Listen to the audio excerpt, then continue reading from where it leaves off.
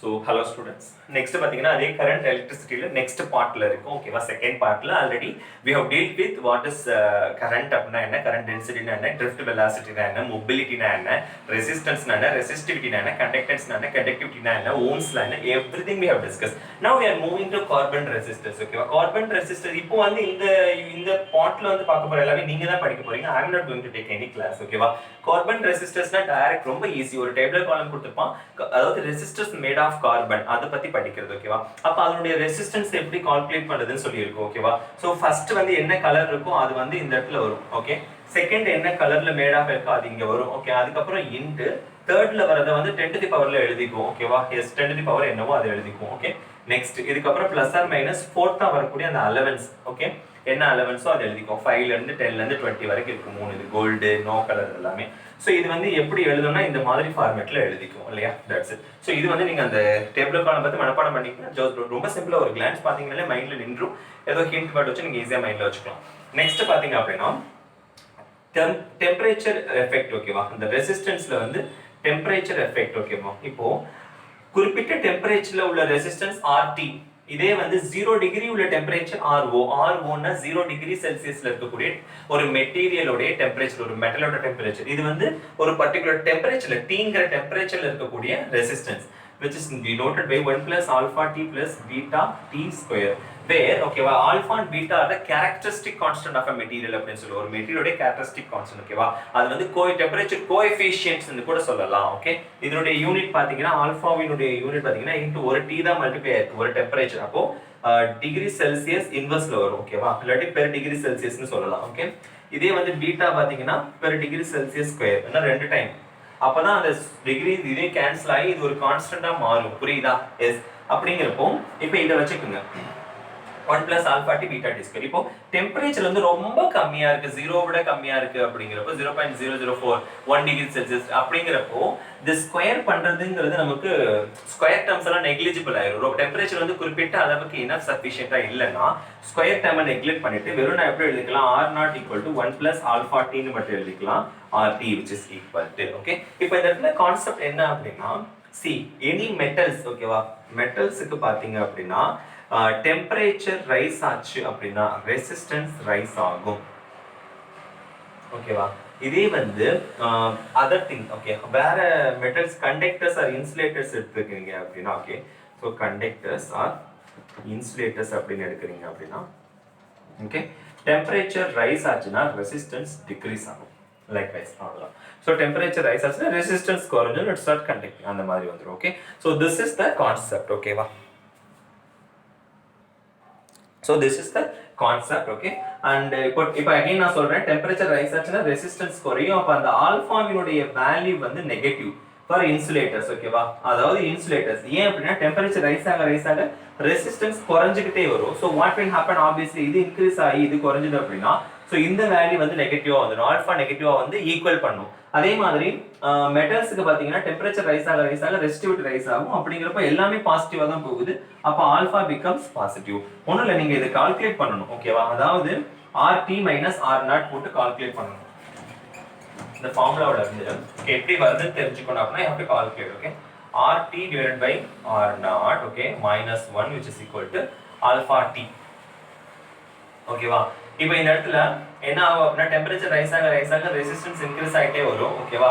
அப்போ இது இன்க்ரீஸ் ஆச்சுன்னா ஓகே, இது இந்த டெம்பரேச்சர் இன்க்ரீஸ் ஆச்சுன்னா ஒன்றும் பிரச்சனை இல்லை. ஓகே, பாசிட்டிவாவே அதாவது நெகட்டிவா இருக்கும். இந்த டெம்பரேச்சர் ரெசிஸ்டன்ஸ் இன்க்ரீஸ் ஆச்சுன்னா டெம்பரேச்சர் இன்க்ரீஸ் ஆகுது, ரெசிஸ்டன்ஸ் இன்க்ரீஸ் ஆகுதுன்னா ஆல்பா பாசிட்டிவ்லயே மெயின்டைன்ஸ் ஆகும். ஏன்னா மோர் தென் கிரேட்டர் தென் 1 இங்க வரும். அதுல இருந்து 1 கழிச்சா கூட எனக்கு பாசிட்டிவ் தான் I'll be getting. சோ ஒன்றும் பிரச்சனை கிடையாது. பட் வேறஸ் இந்த இடத்துல பாத்தீங்கன்னா டெம்பரேச்சர் இன்க்ரீஸ் ஆக ரெசிஸ்டன்ஸ் குறைஞ்சிக்கிட்டே வந்துச்சு அப்படின்னா then it will become, இந்த ரெசிஸ்டன்ஸ் குறைஞ்சிக்கிட்டே வந்துச்சுன்னா என்ன ஆகும், அவ்வளவுதான்.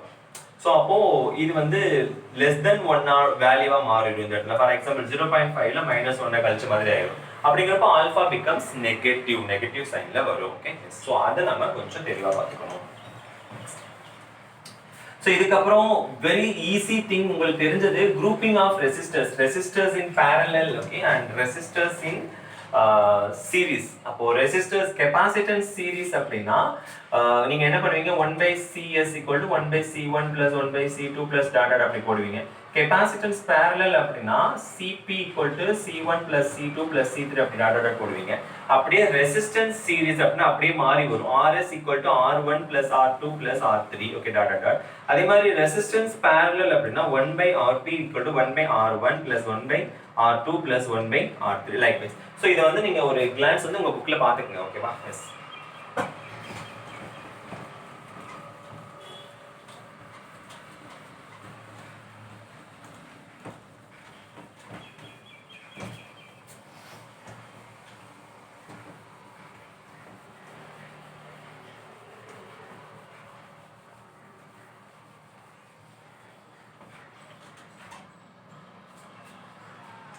and then பாத்தீங்க அப்படின்னா இப்போ ரெசிஸ்டன்ஸ் பத்தி பார்த்தாச்சு. இதுக்கு அப்புறம் Joule's law heating effect of current Joule's law கேள்விப்பட்டிருக்கீங்களா? சோ அந்த ஜூல்ஸ் லா என்ன சொல்லுது? very important, heat produced in a conductor, any conductor if you are taking and the current flowing through the conductor, you have applied just because you have applied a potential difference across it, so what will happen? Definitely inside the conductor there must be some protection of heat, okay? So the heat protection will be given by okay I square into RT, okay? That is I square into RT. இப்போ இந்த இடத்துல I square RT இது அதாவது heat produced is directly proportional to the square of the current, ஓகேவா? அதே மாதிரி என்ன வரும்? R, okay? Radius resistance க்கு proportional-ஆ இருக்கும், time க்கு proportional-ஆ இருக்கும். You know that V is equal to IR. Okay and I க்கு பதிலா நான் என்ன போடுறேன் அப்படினா ஓகேவா again V by R substitute பண்றேன். ஓகே அப்ப என்ன வரும் இந்த இடத்துல? நம்ம இப்போ இந்த ஓகே நான் இது வந்து உங்களுக்கு பொட்டன்ஷியல் டிஃபரன்ஸ் வரப்ப நான் சொல்றேன், பவர் வரப்ப சொல்றேன்.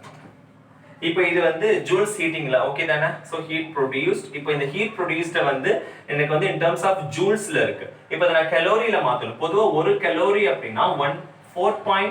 என்ன வரும்? 186 ஜூல்ஸ் னு எழுதும். அப்ப ஒரு ஜூல் வேணும்னா ஒரு கலோரி டிவைடட் பை 4.186. அப்ப கலோரியா மாத்தணும்னா 4.186 ல டிவைட் பண்ணனும். அதுதான் நான் இந்த இடத்துல பண்றேன். இது வந்து in terms of joules-ல இருக்கு. அப்ப H is equal to I square RT divided by 4.2 ஆல டிவைட் பண்ணனா I'll be getting kilocalorie. Okay? Yes. கலோரிஸ்ல எனக்கு கிடைக்கும். That's it. So கலோரிஸ்ல நான் மாத்திக்க முடியும். நோட் டவுன் இந்த மாதிரி ப்ராப்ளம்ல கேட்கலாம். ஓகே. நெக்ஸ்ட் பாத்தீங்கன்னா power. I am going to calculate the electric power. எப்படி எலக்ட்ரிக் பவரை வந்து நான் கால்குலேட் பண்றது அப்படிங்க. So electric power அப்படினு பாத்தீங்கன்னா P, that is nothing but V into I. பொதுவா பவர்னா என்னது? work done divided by time இல்லையா? So இதுல வந்து electrical work, okay, electrical workனா என்னது? நீங்க கொடுக்கிற கனெக்ஷன்லாம் கிடையாது. அந்த இடத்துல electricity pass ஆகி produce ஆகக்கூடிய amount of heat, okay? So the electrical work divided by time, okay? So that is called power. V into I. V னா எனக்கு என்ன தெரியும்? I into R னு தெரியும். Already I. So that is I square R னு எழுதிக்கலாம். இது ஒரு ஃபார்முலா பவருக்கு, ஓகேவா? I யும் R யும் கொடுத்தா எப்படி கண்டுபிடிக்கிறது? V யும் I யும் கொடுத்தா எப்படி கண்டுபிடிக்கிறது? otherwise okay P equal to V into I. இப்போ நான் I க்கு பதிலா என்ன எழுதிக்கலாம்? V equal to IR. அப்ப I வேணும்னா V by R. அப்போ V into V by R. அப்போ V square by R னு எழுதிக்கலாம். V யும் R யும் கொடுத்தா எப்படி கண்டுபிடிக்கலாம்? நம்ம அந்த எலக்ட்ரோஸ்டாட்டிக்ஸ்ல energy stored in a capacitor half CV square half Q into V half Q square by C இப்படி மூணு ஃபார்முலா எழுதுவோம்ல. சிமிலர்லி இந்த இடத்துல பவருக்கு இப்படி எழுதுறோம். ஓகே. சோ பவர் 1 கிலோவாட் பவர்னா என்னதுப்பா? 1 கிலோவாட் பவர் தான் என்னது? ஒரு யூனிட் ஆஃப் எலக்ட்ரிசிட்டின்னு சொல்லுவோம். ஓகே, ஒரு யூனிட் ஆஃப் எலக்ட்ரிசிட்டி. ஓகே, இப்போ இது in terms of எனர்ஜில பார்க்கலாம். அதுக்கு முன்னாடி எனர்ஜினா என்னன்னு நம்ம தெரிஞ்சுக்கலாம். இப்போ பவர் அப்படினா electrical work divided by time அப்படினு சொல்லி நான் சொல்லியிருக்கேன். இப்போ இதே டைம் and பவரோட மல்டிப்ளை பண்ணா எலக்ட்ரிக்கல் வொர்க் கிடைக்கும். Electrical work is nothing but your energy. Work is also equal to energy. அப்ப energy equal to P into time. So that is noted in joules. ஓகேவா? ஜூல்ஸ்ல எழுதலாம். அப்போ 1 கிலோவாட் ஹவர் அப்படிங்கிறது ஒரு unit of electricity. அப்போ 1 kilowatt ஹவர்னா எவ்வளவு joules அப்படினா 1 kilowatt hour. Power வந்து கிலோவாட். 1 கிலோவாட்னா பவர், அதாவது 1000 வாட்ஸ் எழுது. அப்போ 1000 ஓகே இன்டு ஹவர் அப்படினா செகண்ட்ஸ். எவ்வளவு செகண்ட்ஸ் வரும்? 3600 செகண்ட்ஸ். ஓகேவா? 600 செகண்ட்ஸ். அப்ப நான் எப்படி எழுதலாம்?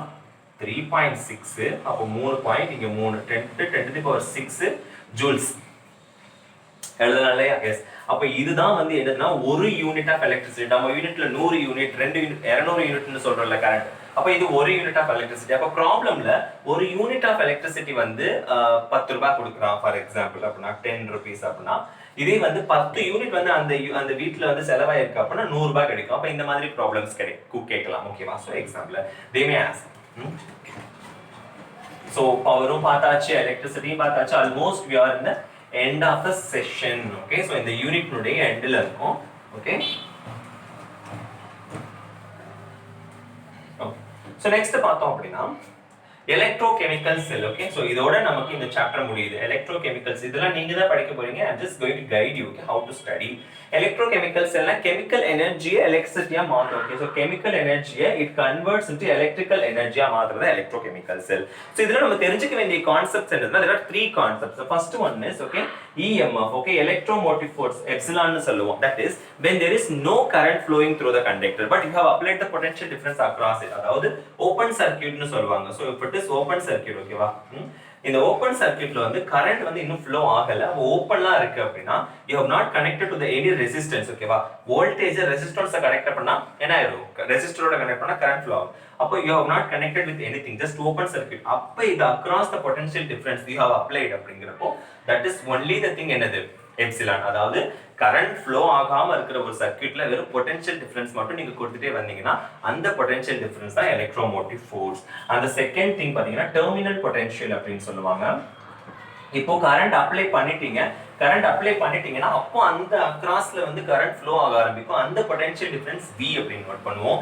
the next internal resistance, okay, internal resistance அப்படினா சோ ஒரு குறிப்பிட்ட இது என்ன பண்ணும் அப்படினா அந்த ரெசிஸ்டன்ஸ் கொடுக்கிறது. அதாவது இப்போ இந்த ஒரு மெட்டீரியல் இருக்கு அப்படினா இந்த மெட்டீரியல்ல வந்து அந்த ரெசிஸ்டன்ஸ் இருக்கு அப்படினா அந்த ரெசிஸ்டர் என்ன பண்ணும், ஒரு குறிப்பிட்ட எலக்ட்ரிக் அதாவது ரெசிஸ்டன்ஸை கொடுக்கும். தன்னை உள்ளேயே கொடுத்துக்கிற அந்த ரெசிஸ்டன்ஸ் தான் இன்டர்னல் ரெசிஸ்டன்ஸ் ஸ்மால் r னு சொல்லுவோம். ஓகே, நார்மலா கண்டக்டரோட ரெசிஸ்டன்ஸ் வந்து r னு சொல்லுவோம் கேபிட்டலா.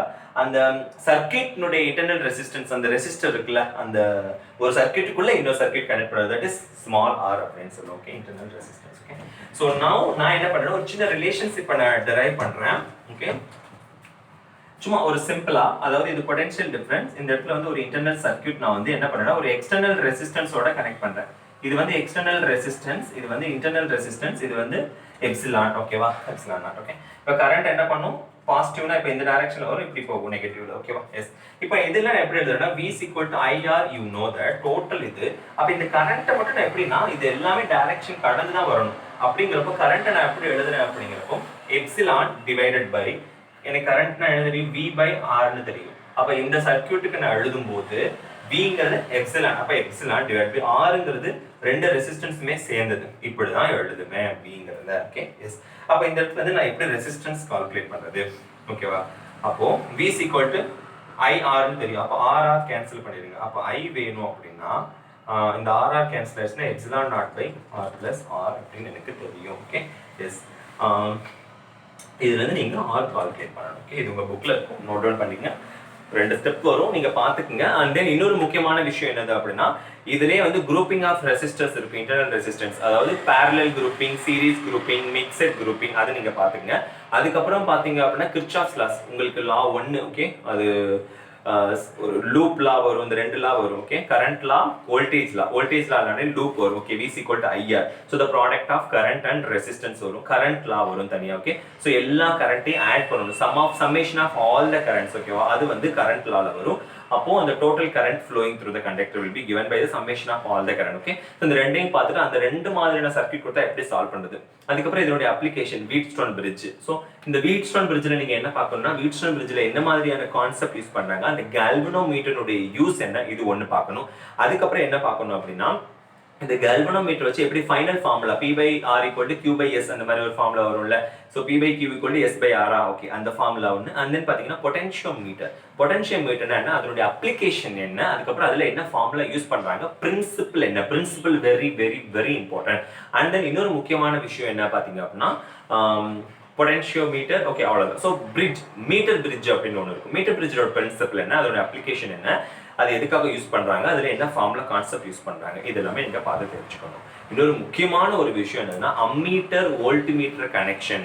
அம்மீட்டர்ல எப்படி கனெக்ட் பண்ணா கரண்ட் ஃப்ளோ ஆகும், வோல்ட்மீட்டர் எப்படி கனெக்ட் பண்ணா எங்க கனெக்ட் பண்ணுவாங்க, இந்த ரெண்டு கான்செப்ட் கண்டிப்பா ரொம்ப தெரிஞ்சுக்கணும், ரொம்ப ரொம்ப இம்பார்ட்டன்ட். ஓகே, ஸோ இது மட்டும் பார்த்துக்கங்க. அதோட இந்த யூனிட் முடியுது. நம்ம ப்ராப்ளம்ஸை நம்ம குரூப்ல நம்ம டிஸ்கஸ் பண்ணி வாட்ஸ்அப் குரூப்ல நம்ம சால்வ் பண்ணலாம்.